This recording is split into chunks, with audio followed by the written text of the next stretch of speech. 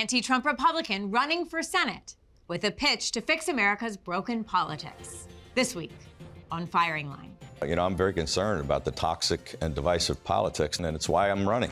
As the Republican governor of Maryland, Larry Hogan finished his second term with sky-high approval ratings. You're one of the most popular governors in America. You are a Republican in a blue state. His bid to become Maryland's first Republican senator in nearly 40 years is testing his bipartisan appeal in a deep blue state. I liked him as a governor. I'm not anti-Larry Hogan. Hogan's race against Democrat Angela Alsobrooks could decide control of the Senate. Larry Hogan, his BFF Mitch McConnell, and Donald Trump's Republican Party want to flip this seat. And the key to the Senate majority runs through Maryland. Welcome whatever gets us in the majority. I don't care if he's a vegetarian, it doesn't matter to me. He has received and rejected Trump's endorsement. I think he has a good chance to win. I would like to see him win. So there's no chance you vote for Trump?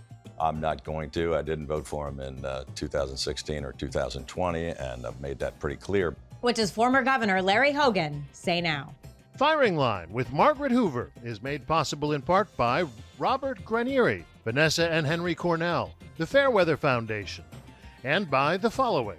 Corporate funding is provided by Stevens, Inc. Governor Larry Hogan, welcome back to Firing Line. Thank you, Margaret. It's great to be back with you. When we spoke earlier last year, you had said that you wanted to contribute to the future of the Republican Party from outside elected politics. Now you're running to be the first Republican senator from Maryland in nearly 40 years. Why should Maryland Democrats who supported Senator Ben Cardin, whose seat you hope to fill, and Senator Chris Van Hollen vote for you?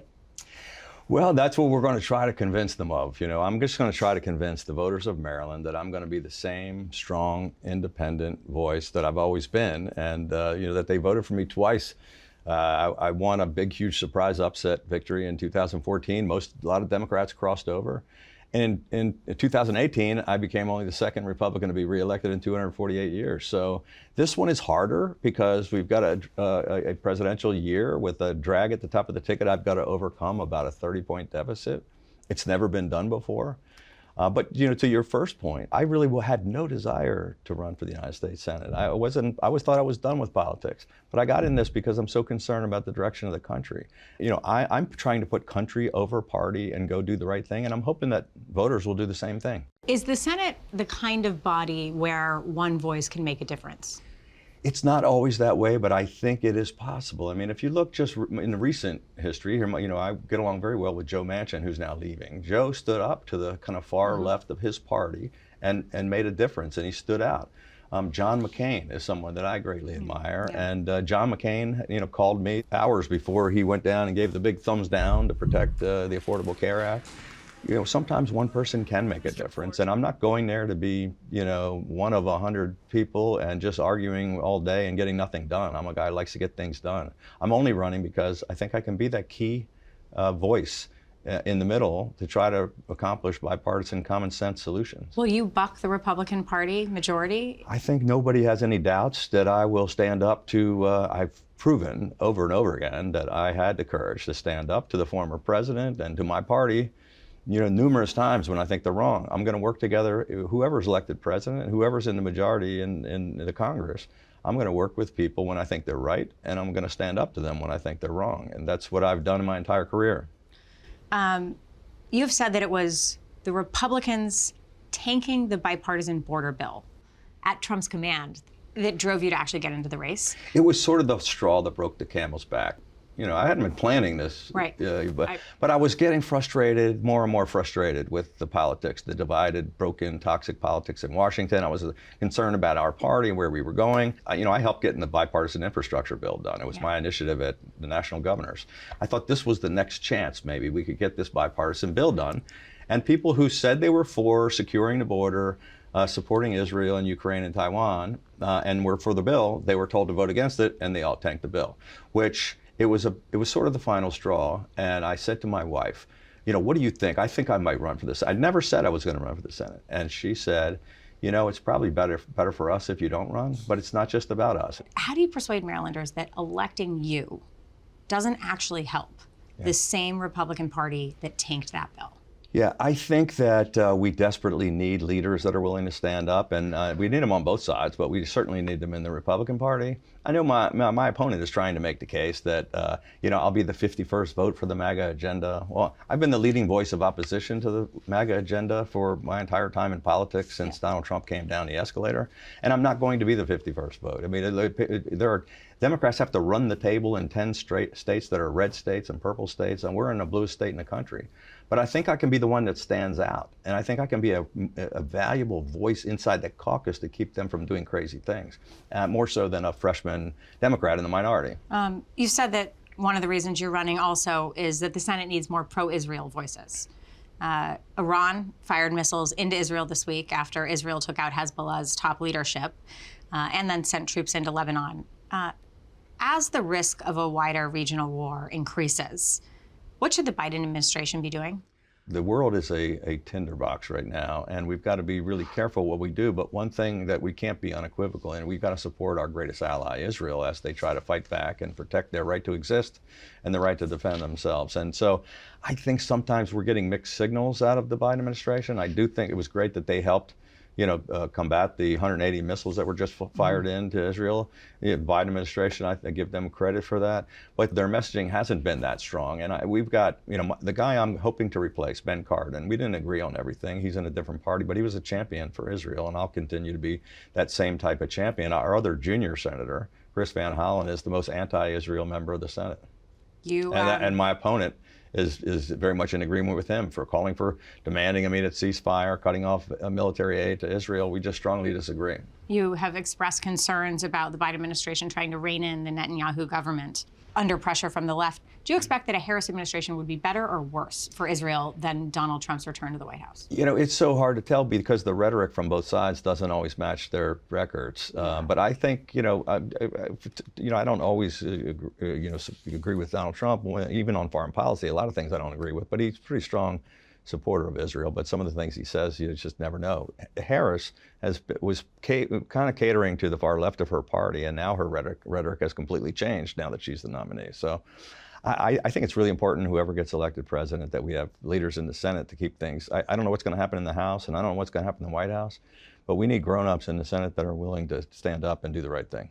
Donald Trump has said that Jews who vote for Democrats are fools, and said that if he loses, it would be the fault of the Jews, actually. You're trying to win over Jewish Democrats in Maryland.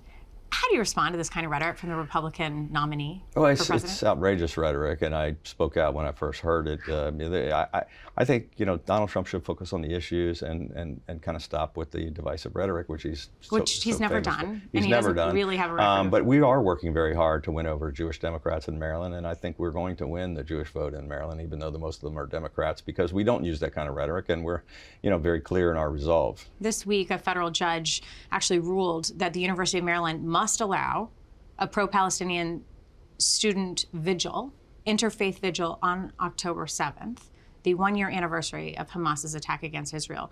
You were one of the first leaders to speak out and call for the cancellation of this event against the backdrop of rampant anti-Semitism across the country in the wake of October 7th. What do you say to students at the University of Maryland who are scared and don't feel safe as Jews? Well, I think it was an outrageous decision that the University of Maryland originally granted the permit for pro-Hamas demonstrators to celebrate the terrorism of October 7th and the horrific atrocities. It was mislabeled as a vigil, like we were somehow honoring the folks that lost their lives, but it wasn't. It was just the opposite of that, and it was going to make Jewish students feel unsafe. So I was the first, I think, and one of the only ones to stand up. And some of, us speaking out forcefully made the University of Maryland reverse their decision and take away the permit, but now it's been overturned by the courts. But this is happening across the country. So I'm going to continue to speak out about this, and I hope to you this is going to be a peaceful demonstration, but it's in very poor taste, and it's outrageous and unacceptable. In a speech this week to the Jewish Institute for National Security in America, you said, "We desperately need leaders who are willing to stand up and defend American leadership in the world." In the Senate, I will never hesitate to stand up to the isolationists in both parties. Who are some of those isolationists on the right? This is unfortunately one of the few things we have bipartisan agreement on, and that's lack of resolve and being isolationist. And there are Democrats and Republicans who think we should no longer be the leader of the free world, and we should no longer stand up for our allies or stand up to our enemies. And so there's almost just as many people on both sides that feel that way. J.D. Vance was one of the leaders in the Senate against funding Ukraine. Is he one of those isolationists?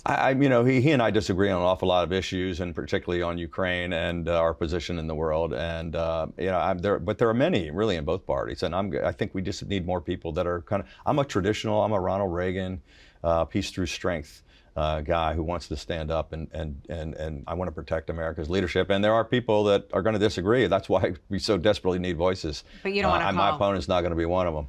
You don't want to call J.D. Vance a senator who's the vice president. Well, I would say he and I disagree very strongly on those issues. But as you know, Margaret, I'm not one of those name-calling, divisive rhetoric kind of guys. You say we desperately need leaders who are willing to stand up and defend American leadership in the world. Is Kamala Harris or Donald Trump the better leader?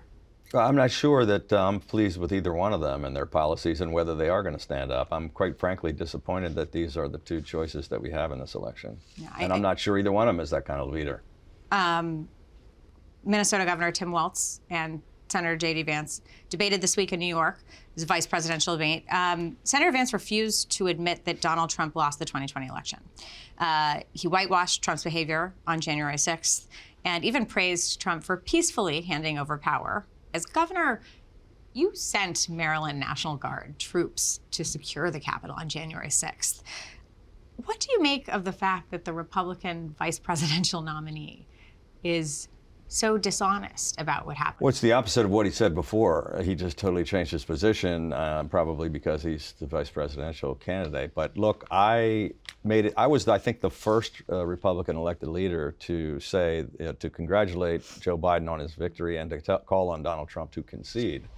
I think I sent a tweet saying, stop golfing and concede, which he didn't respond very well to. But I also, on January 6th, which was a terrible assault on our democracy, I was the very first. We sent the Maryland State Police and the Maryland National Guard to protect the Capitol. We were the first ones to come in from outside of Washington as my friend Mike Pence was being threatened. And there were a chance of hanging Mike Pence, and the leaders of Congress were desperately calling me as the next door governor to come protect the Capitol of the United States. So anybody that wants to whitewash, wants to litigate the stolen election or wants to whitewash January 6th as tourists and nothing really bad happened is completely wrong. One thing that stood out about the vice presidential debate is that it was actually remarkably substantive, policy-oriented, and pretty respectful. Yes. The difference, of course, is that Donald Trump wasn't on the stage. And I wonder how much of the vitriol and the divisive rhetoric in our politics today is actually directly tied to Donald Trump. And whether that yields perhaps a green shoot for a time after Trump in our politics, that we might return to some kind of sort of respectful norm. I sure hope so, but it really didn't just all start with Donald Trump. I remember in my inaugural address in 2015, I said the politics that have divided our nation need not divide our state. There was already pretty angry vitriol a couple of years before Trump came down the escalator. Such a contrast between the presidential debate versus the vice presidential debate. I was impressed, one, that they had a substantive debate of the issues, and two, that it was a relatively civil discussion. I was pleased that we didn't. It was not the same kind of rhetoric, and certainly people saw a whole other side of J.D. Vance. So he was very, I thought, civil to Tim Walz, and they were both kind of friendly with one another, but they disagreed strongly on issues, which that's the way a debate should be. Yeah. Does it give you hope that our politics can return in a post-Trump era? It's the only reason I'm running, because I really believe that we've got to stop the divisive, angry, toxic politics and the rhetoric that's tearing the country apart.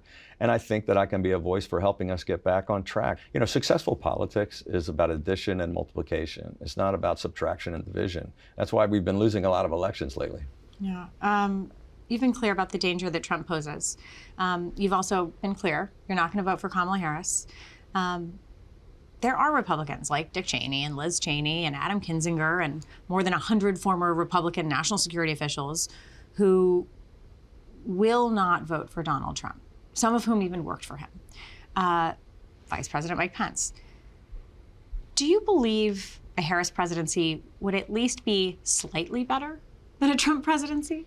You know, I'm just one of those frustrated majority. I think there are close to 40% of the people in America that really wish we had a better choice for president because they don't, I don't agree with Kamala Harris on a lot of policy issues, and I don't agree with Donald Trump on the character issues and the way he carries himself. And so, but it's very telling that many Republicans and that many members of the administration are not going to vote for Donald Trump, which is this, my same position. With the exception of Vice President Mike Pence, all of them are going to vote for Kamala Harris. They think character is more important than policy. What's more important to you? I think character and policy are both pretty darn important. And but in my state, Kamala Harris is going to be the nominee. She's winning by 30 points. And my vote, I'm going to probably cast a protest vote to try to. You're going to write in your dad again? I'm not sure what I'm going to. I might write in Margaret Hoover. I'm not sure. Please don't. Seriously though, if you were in Pennsylvania or a swing state where it mattered, would you feel sort of morally obligated to actually make a more difficult choice? It's a very difficult choice for not just for me, but for nearly everyone. It's not, look, the vice president up until recently was the least popular vice president in American history and was far less popular than Joe Biden. I think it's an amazing turnaround that she's changed positions and changed her campaign and her enthusiasm. And I'm not a supporter of Donald Trump. But I think it's just not a great choice for people to make. And I think the people of America are going to get to make that decision. 7 people in 7 states are going to have to make that choice. That's very true. What if you were in one of those states? Well, I don't like to deal in speculation. I'm not moving out of Maryland. That's true. Even though you say you would have convicted him, you would have voted to convict Donald Trump. Well, I thought that I was very concerned about a lot of the issues, and obviously I probably stood up more than anybody in America on January 6th. I understand, Governor, that you don't want to say what you would do. So I'm going to move on. Sure. We've talked about how your race for the Senate is one of the key Senate races in the country. The argument Democrats make in Maryland is that even though you were a bipartisan governor, even though you built broad coalitions and Democrats voted for you in your reelection and record numbers of African-American voters and women voters and Hispanic voters were all part of your winning coalition as governor, the argument is that you would be putting MAGA Republicans in charge of the Senate if they send you to the Senate. How do you respond? Well, that's kind of the main attack from my opponent in the campaign, and a lot of people are repeating it. But I'm convincing an awful lot of people. I mean, right now, more than a quarter of all Democrats are voting for me, and they're splitting their ticket between Harris and Hogan. And we've got to convince a few more, because in my past 2 elections, I got more than a third of the Democrats. And my answer is, I'm never going to be part of supporting the MAGA agenda. I'm also not going to be the deciding vote. I think the Senate is going to be in Republican hands, and I'm going to be the most reasonable, most centrist, most common sense guy, and the most bipartisan one. And Democrats, I need to convince some more that I'm just going to be the exact same, bipartisan, independent leader that they've always known, and I'm not going to change. You once called Trump's Supreme Court picks incredible, but you've criticized many of their decisions, including the Dobbs decision to overturn Roe v. Wade. How would you handle his judicial nominees? I think one of the things that is the most important to not be politicized and to not be partisan is judicial nominations. Unfortunately, that's not what's happening, frankly, on either side. And that's why it keeps going back and forth, and we keep having all this, fighting about the Supreme Court. I have more probably experience with this than any member of the Senate. I appointed 190 judges, including 6 out of the 7 members of our Supreme Court. And every single one of them was unanimously confirmed by a 70% Democratic legislature and all the Republicans. And in Washington, they can't even get 1 vote. So I really think it's important for us to nominate qualified nominees that will respect the letter of the law and will make decisions and have the right judicial temperament. And whether Kamala Harris is the president or Donald Trump is the president, I'll vote for any nominees that I think fit those criteria. If Kamala Harris appoints a judge that I think is qualified, I'm going to vote for that person. And if Donald Trump appoints someone I don't think is qualified, I'm going to vote against them. But I'm going to give everybody, a hearing and take a look at the facts.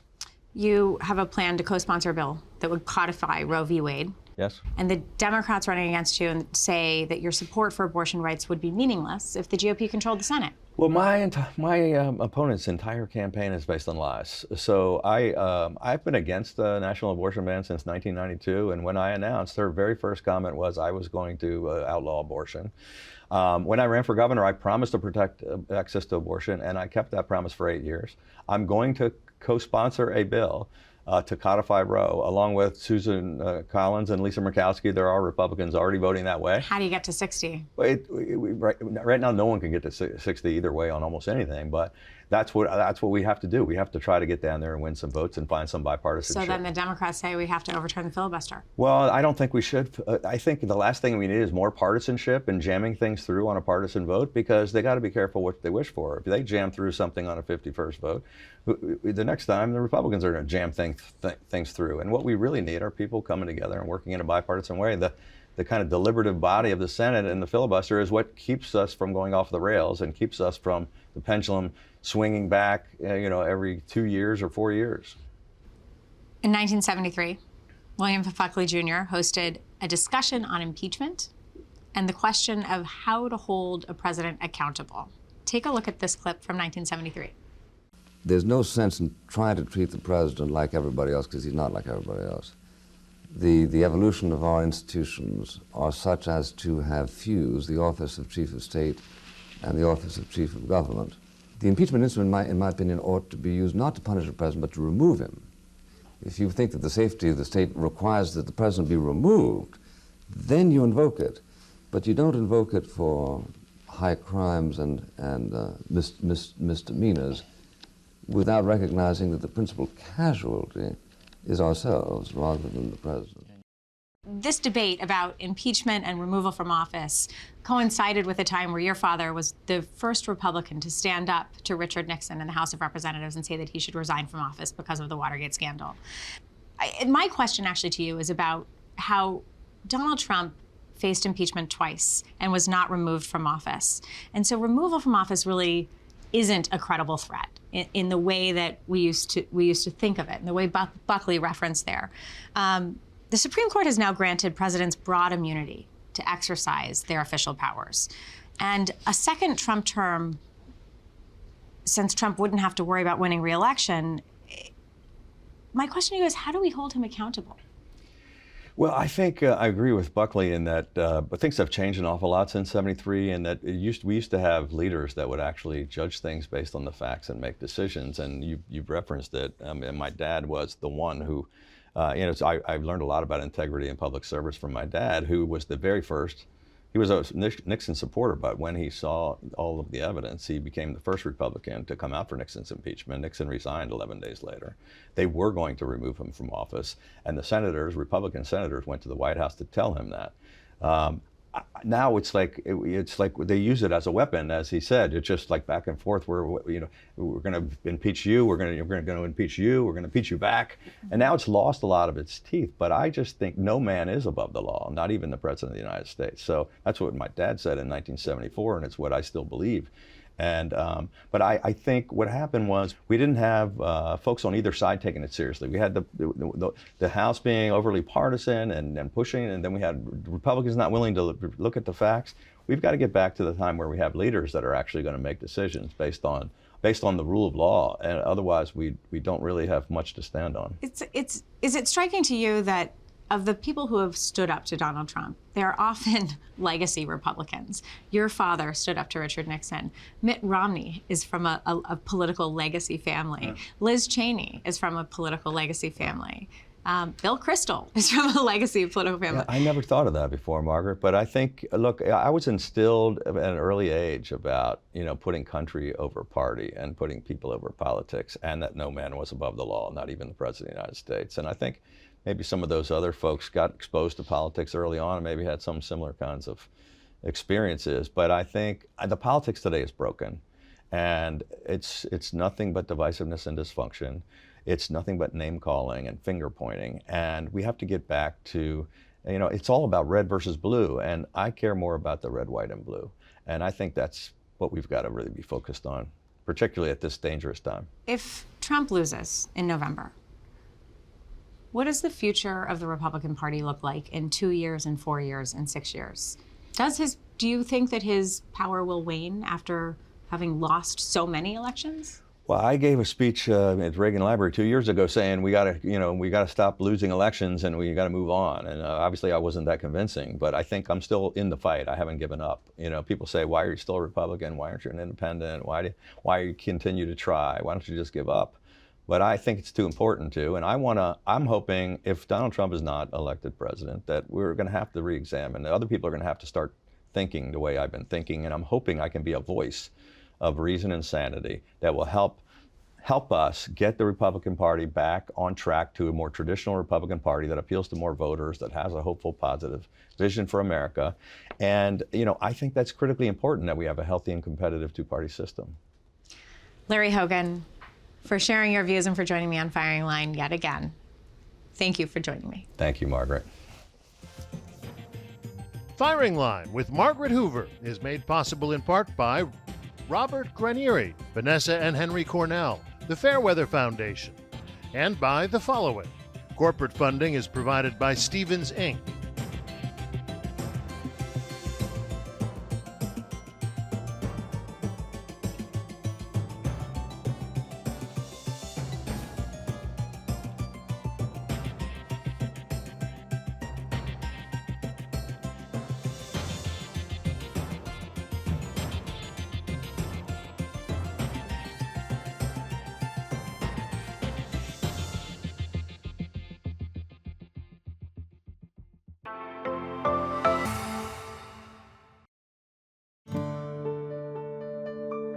You're watching PBS.